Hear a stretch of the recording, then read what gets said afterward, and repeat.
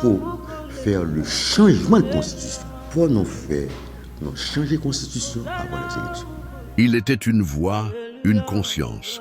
Un homme debout dans un pays où dire la vérité peut coûter la vie. Montferrier d'Orval croyait qu'Haïti méritait une constitution au service du peuple et non au service des politiciens.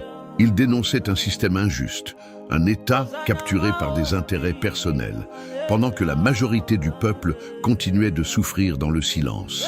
Il parlait avec courage, avec intelligence, avec dignité. Et dans un pays où beaucoup se taisent par peur, lui, il osait parler. Puis un soir, les balles ont tenté d'éteindre cette voix.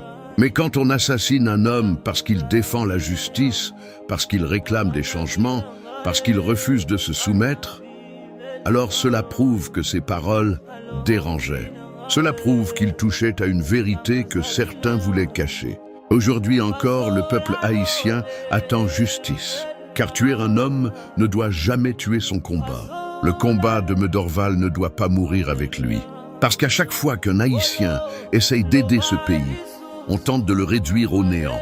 On l'intimide, on le menace, on le fait taire. Mais Haïti ne pourra jamais renaître si ses meilleurs fils tombent un à un dans l'indifférence. Alors aujourd'hui, nous demandons justice pour Montferrier d'Orval. Justice pour un homme qui rêvait d'un pays plus juste. Et nous faisons une promesse. Son combat continuera de vivre dans chaque citoyen qui refuse l'injustice, dans chaque jeune qui ose encore croire qu'Haïti peut changer. Parce qu'on peut tuer un homme, mais on ne tue jamais une idée juste.